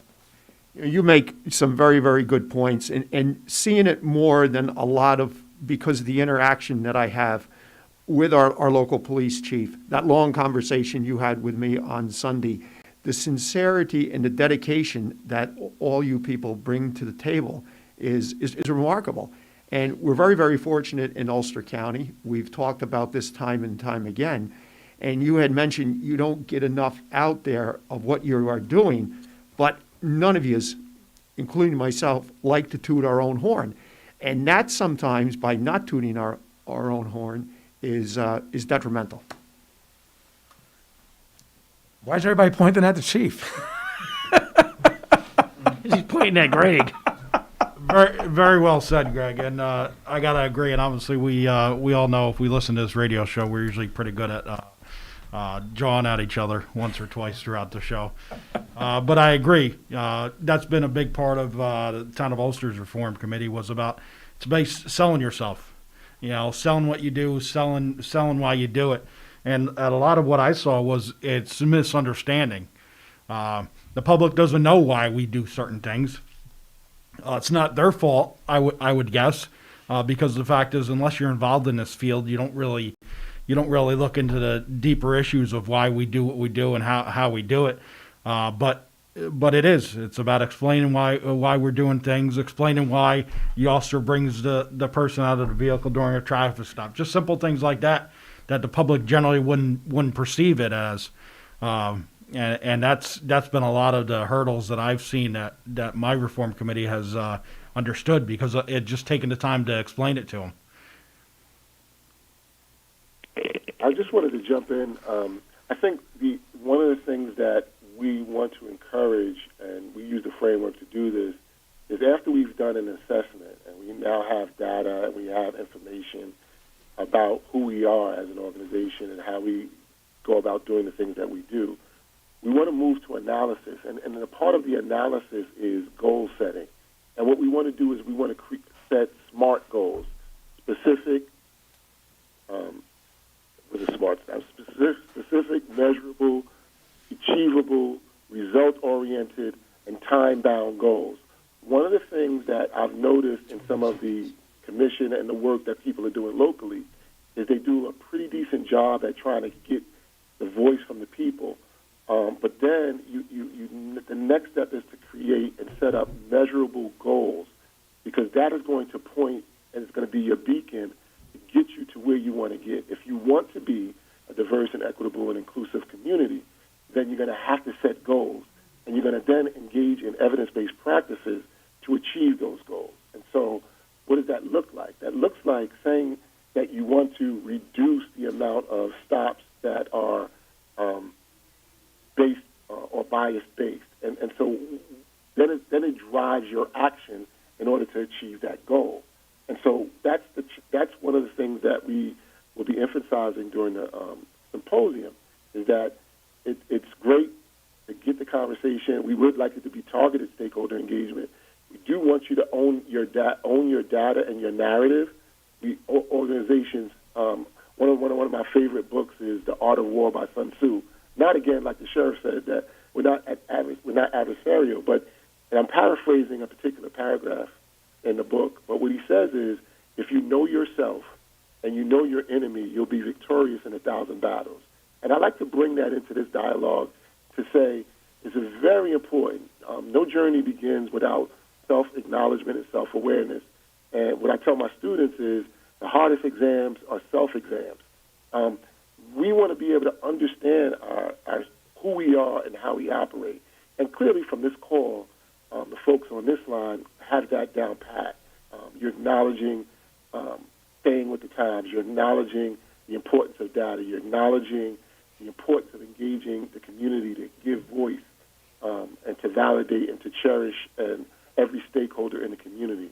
But I think we need to take that next step of setting SMART goals and then laying out evidence-based practices. One of the things that we emphasize is not just, I call it the 4 E's. We want to engage in effective practices, but we also want to implement those practices effectively. And what that means is there needs to be a level of transparency, ownership of standards, and an accountability that we have. And so after we have effective implementation, we have to have an enabling context, which is law enforcement officers like the ones that are on this call in Ulster County, who desire it, who want to see better community police relations. And then finally, we want the final E is evaluation.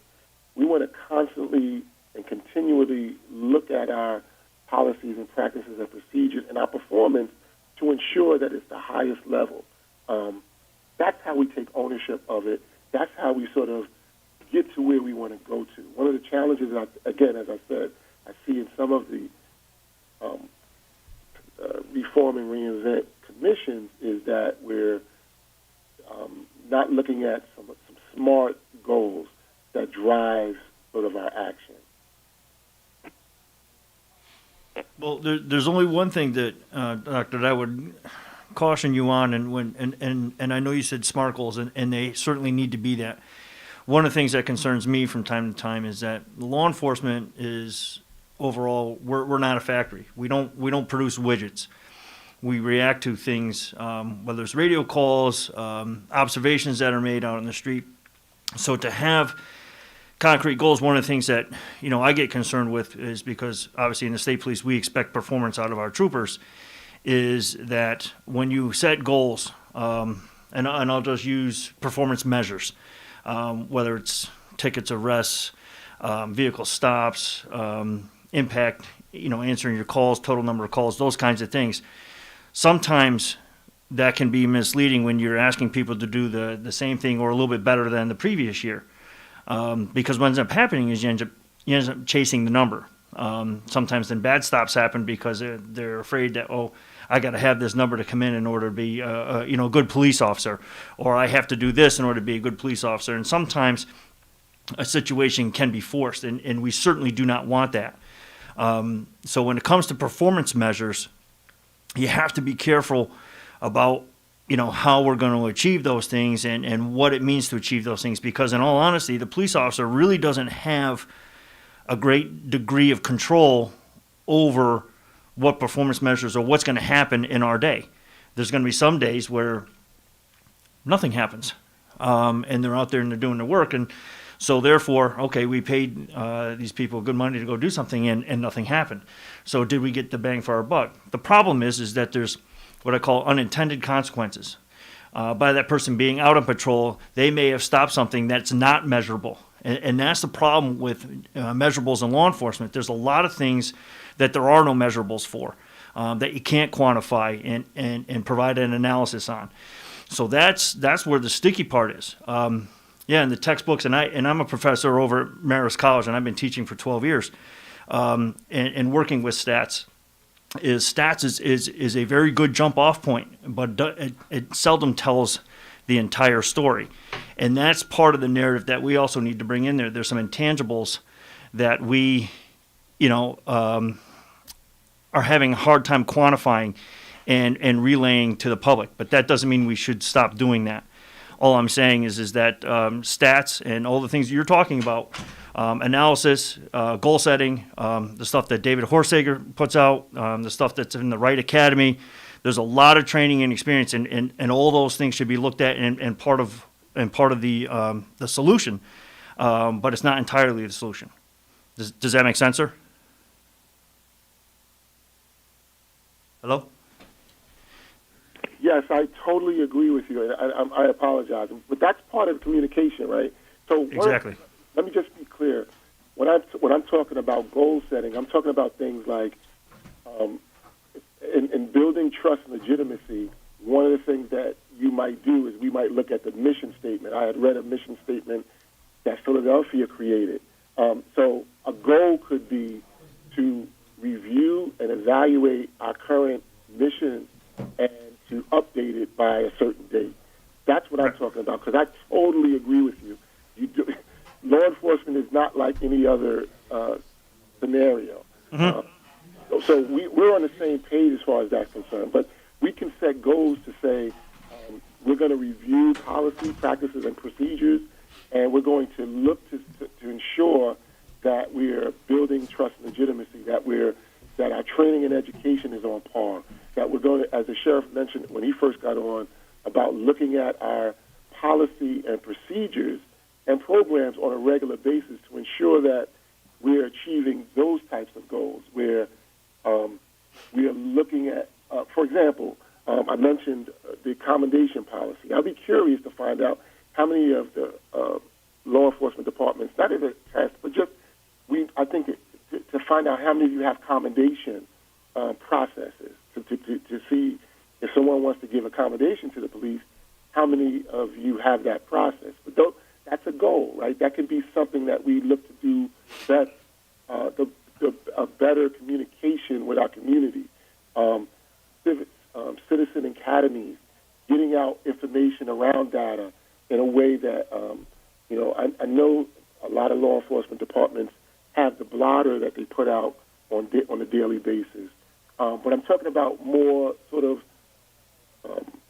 communication that the public can maybe take in and understand. What they did in Oakland, where we did a lot of training, is they provided like a law memo type of document that talked about Terry stops and what it is and how it evolved and what law enforcement is allowed to do. It's the law, it's on the books, but they really put it in a way that the public, when they read it, digest it. And those are all goals, specific, measurable, achievable, and results-oriented. I think that's the key. What are we trying to achieve? What work is we're doing?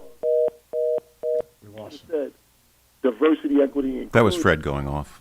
Diversity, equity, and inclusion SMART goals to be better, to round that out. But I totally agree with you, and I didn't mean to intimate that law enforcement is like a construction factory where you're building a house or building a widget, as you mentioned.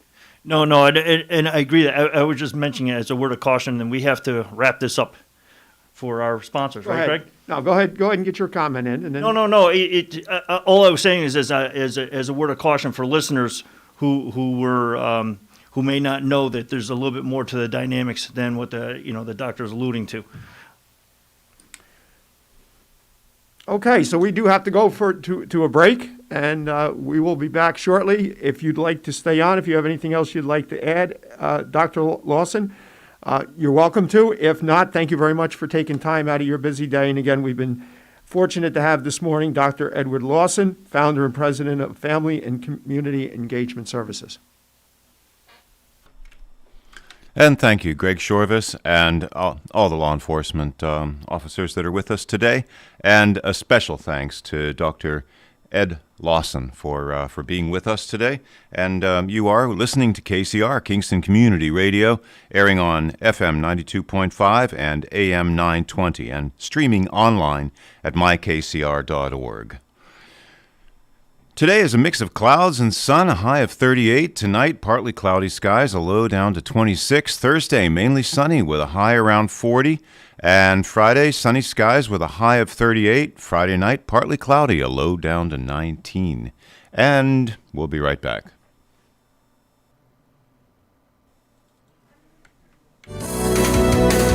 You're listening to Kingston Community Radio on WGHQ Kingston. On your radio at 920 AM and 92.5 FM, and also online at mykcr.org. As warm days slip away and the weather gets cooler, most of us will begin restarting our home heating systems. And that's when the threat of carbon monoxide poisoning is most critical. This potentially lethal hazard can occur with any furnace or boiler, so be sure to have yours professionally serviced regularly. Make sure chimneys and exhaust vents are clear, and use carbon monoxide detectors throughout your home. Central Hudson reminds you, your safety matters. The Home Energy Assistance Program can help make winter a little warmer this season, with financial grants to eligible households to help pay heating or utility bills. Are you in need of assistance or know someone who is? Find out more about the benefits and eligibility requirements of the HEAP program by contacting your County Department of Social Services or by visiting the Assistance Program section of Central Hudson's website, centralhudson.com.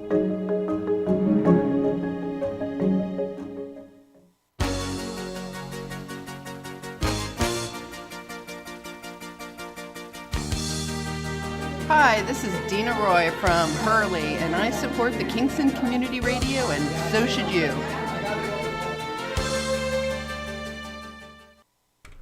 And thank you for being with us here at KCR, Kingston Community Radio, AM 920 and 92.5 FM. It is now 8:33 a.m., Wednesday, January 6, 29 degrees here in Uptown Kingston. WGHQ's 920 on your AM dial, 92.5 FM, and streaming online at mykcr.org.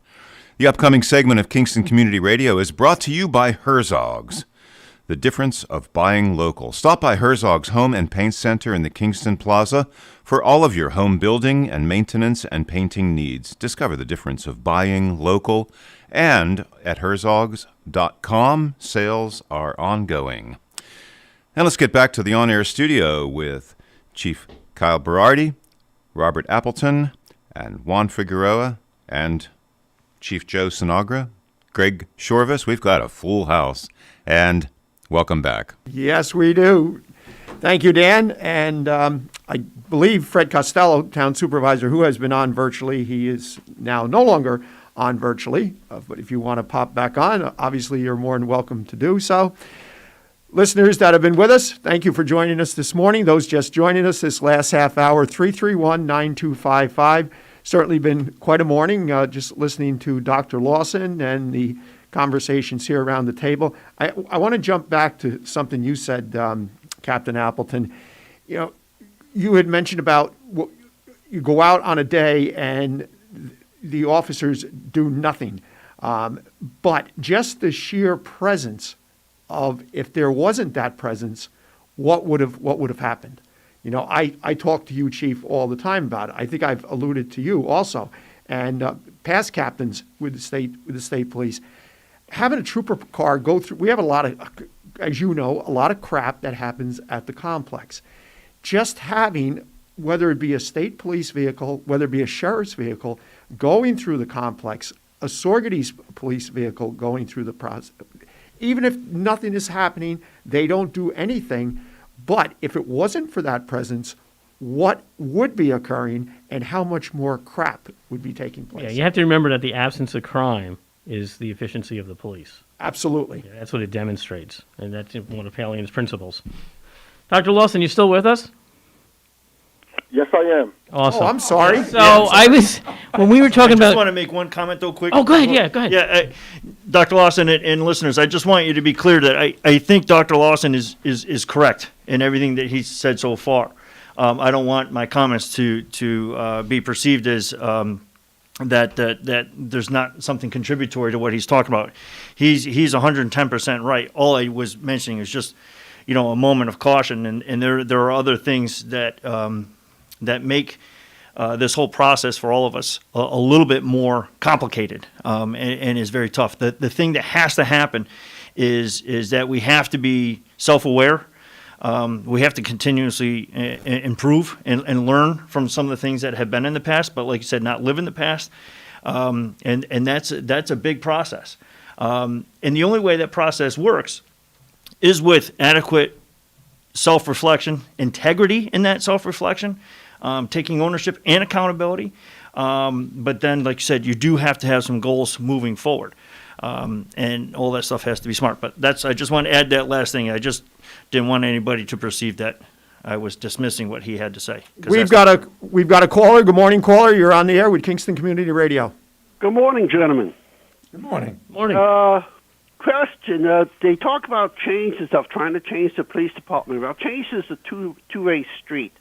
The way you also have to have the people that are involved on the other side respect the police officers and work with them and do what they're told to do at the time, because there's steps they can make afterwards. And right, but if I can just cut in real quick, in all fairness, and this is what I was going to mention to Dr. Lawson, I think the last line of our mission statement for any police agency should be that our officers and us as administrators will treat everybody with the same respect that we expect to receive from them. So that's a two-way street as well.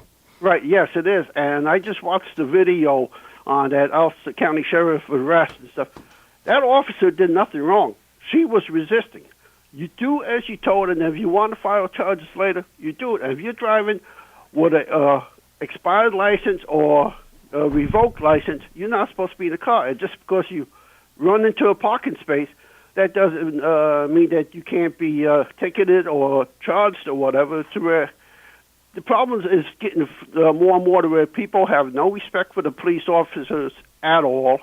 They figure they don't have to do what they're told, and they're going to fight, kick, and then get their way. And no, that's not law enforcement. That's, hey, you need to follow the instructions of the officer, and then if you felt that they was wrong, you take action afterwards. But it's a two-way street where both sides have to respect each other, and with the way that the police are being disrespected now by a lot of people, that's not right. Hey, they got a tough job as it is. We need them out there. And all the talk of defunding police and stuff and putting the social workers in certain situations, that would be interesting to see how that work out. But our officers do a great job, and like I said, that sheriff's deputy did nothing wrong. So you guys could continue talking, I'll be listening. So thank you guys, and have a great day, everybody. You too. Be safe now. Thank you, George, and you have yourself an awesome day. Thanks for your call. So, George, Happy New Year. Of course, it's an ongoing investigation, so I can't comment too much. But I'll say this. There's a lot to digest with what occurred with that, and we all have to be open-minded. And one of the things I said earlier is that it's not us and them, it's everybody together. And if we have to look at things from different angles at times, and that's the world that we're living in today. I'm an older gentleman, and I'm sure you are, George, so I understand what you're saying, and a lot of us do.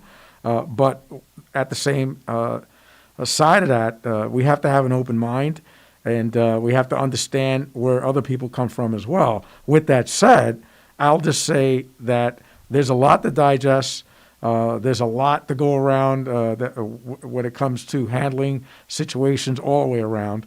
And that's pretty much all I could say at this point. But I'll leave it to the other chiefs at the table. One of the things that I'll just add real quick on that, George, some of our reputation is earned. We have some repairs to make. And part of that is the acknowledgement that police officers didn't always get it right, that we didn't always do it right, that the policies weren't always appropriate. Sometimes the tactics that were used weren't always correct or employed correctly. There's, as the sheriff was saying, there's a lot to this. But at the same time, we have to be the guiding light, so to speak. So in other words, if we're expecting respect from other people, we have to earn that. It's not just given. And then when things don't go well, we have to continue to give it anyways. I tell my police officers, and we had a detail in the city of Kingston, we have a responsibility to show people what real, true professional policing looks like, not what you see necessarily on television. I will say that, probably 95 to 98% of all the police officers are out there. They're doing the right things and they're making the right decisions and doing it. But when that 2% or that 5% of people don't do it right, we have to own that.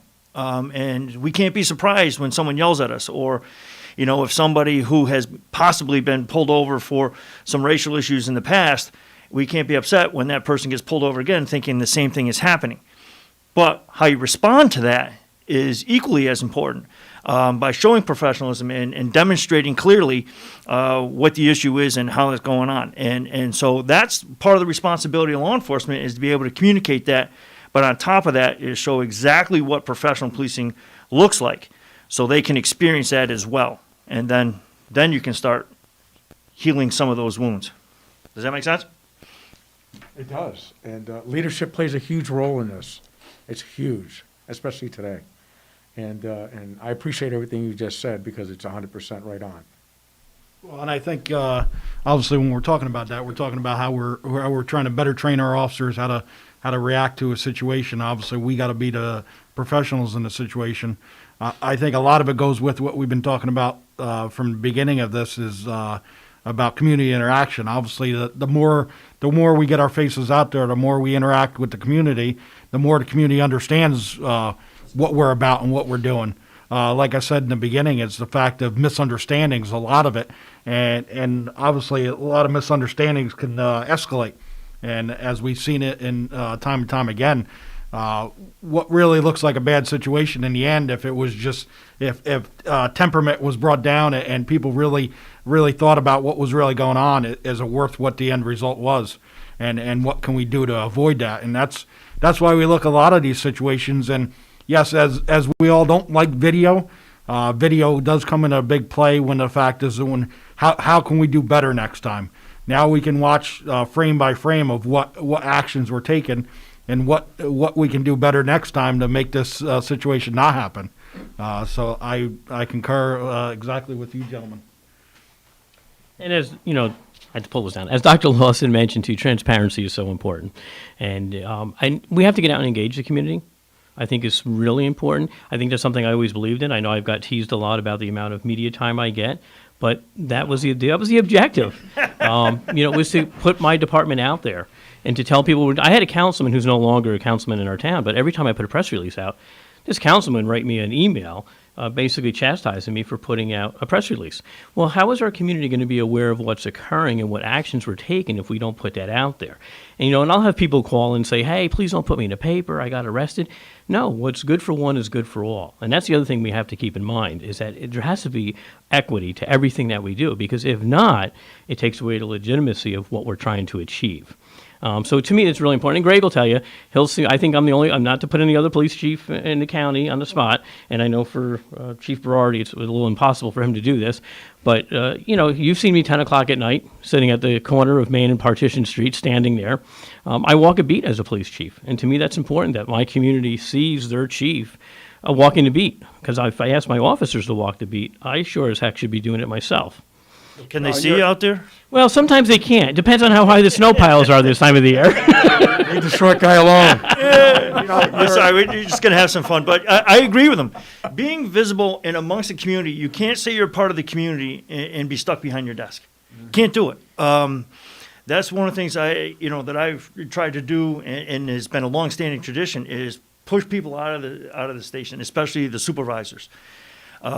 Worked extremely well in Kingston. Had a sergeant who was right there with everybody. Josh Taylor did a fabulous job, and earned a lot of respect in that community.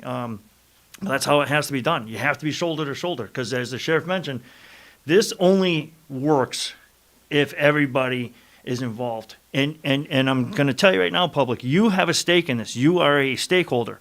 One, you're also the initiator of some of the services, because you're making the calls, and you may also be the victim in some of these things. And so in order for victims to receive justice, because I tell people all the time, that's what we work for. We work for the victim.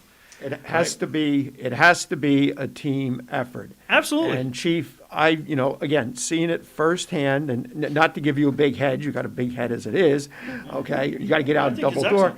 But since you became chief, getting the officers to walk the beat in the business district, yourself, I hear it from business owners. I'm certainly not a shy person. You know me. I like to talk. And I'll go into businesses. I'll ask them, if I was in Montana's last week, what kind of a year did you have? How was your sales? And speak about, the community. They see that, they appreciate that, and I think that's so important. And as you alluded to, everybody has to come together, and we talk about this all the time. Success is bred as a result of a team effort, and that's the only way you get success, as a result of a team. Well, I think like both of you guys were saying about being out there, being present, and obviously we all know town of Ulster is not a pedestrian-friendly environment, but I try the best I can to be out in the business area of the town of Ulster. But it's a two-way street as well. The community sees the sheriff or the chief or the captain out handling a call, on a traffic stop, whatever the case may be. But the men and women in law enforcement see the same thing. They see that it's a team effort, and that's how you start bringing everybody together, because it's not you sitting behind your desk giving orders to an officer that doesn't really truly know what the mission of the police department is. We all read the statement, the mission statement, and what our job entails, but what truly are we supposed to be doing? And that kind of brings everybody together, and to bring the community involved. And the fact is, it's not just getting a traffic ticket. Yes, unfortunately, the end result might be getting a ticket, but the whole purpose of that traffic stop was to make the next person's day safer, or whatever the situation might be. And it's trying to bring everybody together in this. Lead by example. Absolutely. Dr. Lawson, any thoughts on the conversation thus far? I'm loving this conversation. I'm going to just mention a name, Bob Hammond. Bob Hammond was the beat cop that worked my community, my neighborhood, when I was in the fourth grade. I'll never forget this. He did two things for me. He taught me how to box, and he put a basketball in my hand for the first time. I didn't like the boxing too much, but the basketball thing, you gentlemen don't know this, but I received the athletic scholarship, and I played Division I basketball. But it was Bob Hammond, the beat cop, who walked my community, who knew me intimately, who came to my... I almost get emotional. He came to my law school graduation because he was the one that saw me go through all the way through life. So when people hear those types of stories and understand the impact to just community. Now, I mean, it doesn't happen now. I don't know whether, what changed, but beat cops, I'm so glad to hear you guys talk about this.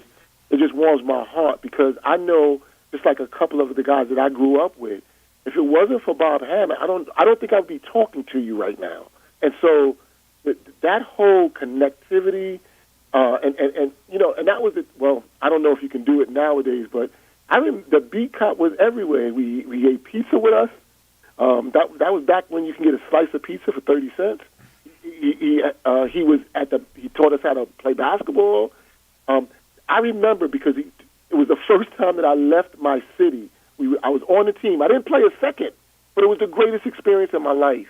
And that law enforcement officer, Bob Hammond, gave it to me. We had a reunion about 10 years ago. It was about 500 people just came back to the same community I grew up in to thank Bob Hammond. So, that's what I'd like to add to this. Bravo. And that's what we're talking about when we talk about community. The other thing I will add to this, and the sheriff alluded to this earlier, was that community is everyone. And so part of what we're going to do in our symposium is bring people from other sectors of our community. We're going to have the president from SUNY New Paltz.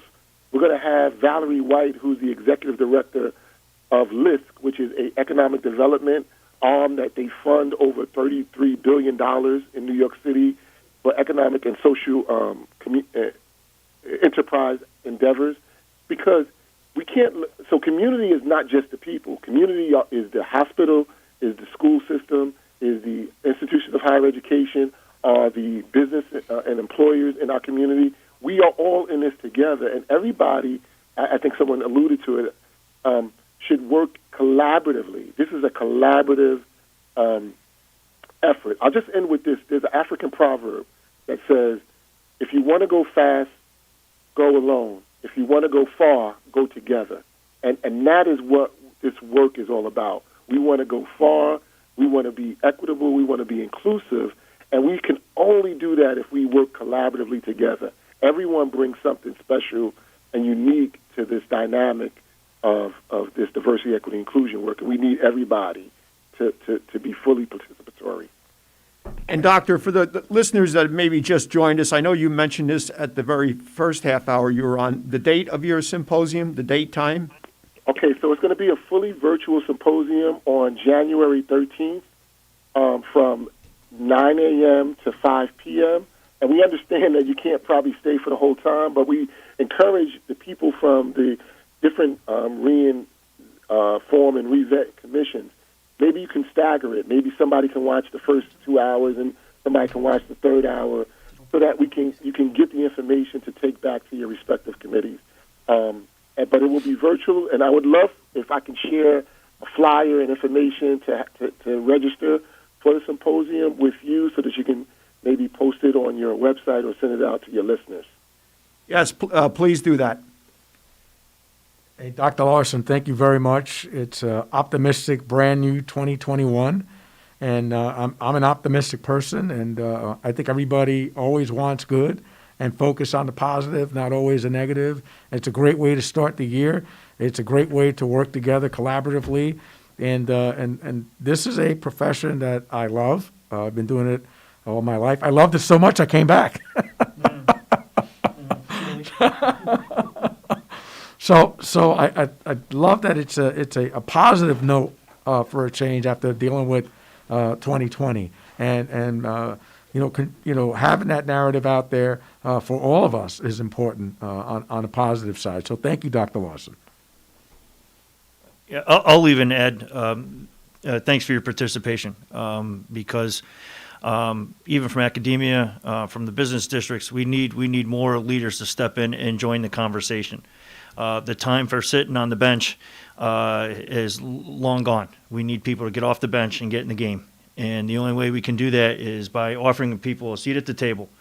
And if there's anything that I can do to assist you, whether it's your symposium or other efforts, at some point I've asked for your contact information up here, so I'll get that at some point, but I'd like to continue that conversation. And the other thing is, I know the other chiefs, as far as Ulster County goes, I'm an outsider from this area, and I can tell you right now, having come into this area, the collaborativeness and the willingness of all agencies, regardless of the color of the uniform, have been more than willing to step up and work collaboratively. It is an incredible environment. So the opportunity for change is a huge opportunity, because I think everybody believes in getting better and in providing a better service for their people. And that doesn't happen everywhere else. So I'd like to see Ulster County be the model for the rest of the world. And I think we have a tremendous opportunity to do exactly that, because the leadership that I've seen in the room, in the Ulster County Chiefs of Police Association room, is second to none. That's just my opinion. And Dr. Lawson, if you could just text that to me, that flyer, I'll make sure it gets our guests tomorrow and Friday, Monday and Tuesday of next week. Our host, I should say, announce it. We'll get it on the KCR website and also the Facebook page, and we'll promote this right on through up until next Wednesday. Thank you so much. I really appreciate this. This is really inspiring. I do this work across the country, and I can tell you, I agree with the last speaker. I've not been met with as much thoughtfulness and collaboration and willingness to work together as a community and to be a part of the community. So I'm excited, and I think we did the right thing, Sheriff, by focusing on Ulster County, because Ulster County, I think, really gets it, and we're going to do some great work, I believe, going forward. I'd just like to just lastly add, we are constantly looking for funding opportunities. So while the executive order was an unfunded mandate, boo hiss, we want to try to find money to be able to do some of the work that we're talking about, whether it's data collection, whether it's research, whether it's equipment. So, again, I would love the opportunity to continue to talk to everyone about how we progress and do this work at a higher level. Well, thank you very much, Dr. Edward Lawson, founder and president of Family and Community Engagement Services. It's been great having you here for the last hour and a half, and we're going to have to get you on at a future show. Thank you so much, and have a great day for the rest of your day, gentlemen. You do likewise. Take care, sir. You. Thank you, Doctor. So I have to ask everybody here at the table, because I'm going to bring this up at the meeting later on today. Have you had an opportunity to take a look at Assembly Bill A00416? If not, I ask that you please look at it before our 10 o'clock meeting. It basically is a bill that is being proposed to allow the governor to basically locate individuals that may be a high health risk and to be able to isolate them. I don't think it's going to get much traction, but I think it's something we need to pay attention to. And I think it's going to have a major impact on how we do our jobs. And again, it comes to the optics and perception of law enforcement and community. So I just bring that to your attention so we can discuss it later today. If you take a look, there's a article in today's Freeman. Assemblyman Tague and Assemblyman Cahill, correct. Yep. So I just ask that you take a look at that. And it's something that our community members maybe need to take a look at as well. I thought we were going to end this with an optimistic. It is optimistic because Joe's a realist. I'm looking. Maybe Assemblyman Cahill will call me at my office later today and we can discuss it. I think if I read the article correctly, and that's why I'm going to say I don't believe it's going to get any traction. Is I don't think it's favorable on both sides of the aisle. I think there's only one Democratic Assembly person that actually sponsored it, if I'm not mistaken. So, but it's something to take a look at. We don't want to see it gain traction, obviously. I got to read it and see what it's Yes. Okay, so I'm getting that signal from the control tower. We are just about out of time. Gentlemen, Sheriff Juan Figueroa, Ulster County, Chief Kyle Berardi, Town of Ulster, Saugerties Police Chief Joseph Sinagra, State Police Captain Rob Appleton. Thank you very much. This was great. Thank you again to Dr. Ed Lawson. Thank you, Dan Gatis, and most importantly, thank you, listeners, and we'll be right back here next Wednesday. Thank you, Greg Shorvis. And Thank you for sharing the morning with us and participating in Kingston Community Radio, KCR AM 920 and 92.5 FM, and our live streaming on mykcr.org. This is talk radio at its best, inspired discussions of, by, and for the community. And this last portion of Kingston Community Radio was brought to you by Herzog's. Herzog's provides color samples from Benjamin Moore paints, including the eco-friendly Aura line. Color decorating consultants and expert interior designers are ready to assist you in choosing the right colors. Visit Herzog's in the Kingston Plaza. The colors and quality of paint you choose matters. Herzog's Paint and Design Center, located in the Kingston Plaza, is there for you. A mix of clouds and sun today, a high of 38. Tonight, partly cloudy skies, a low down to 26. And Thursday, mainly sunny with a high around 40. Thursday night, clear, low down to 21. Friday, sunny skies, high 38. And Friday night, partly cloudy, low of 19. Except for the cold, it's going to be a nice bit of weather for the rest of the week. And thank you for being with us, and we will be back with you tomorrow morning at 7 a.m. And until then, we wish you every success in growing and developing Kingston and all our neighboring communities. We now return you to Real Country Radio. Crazy.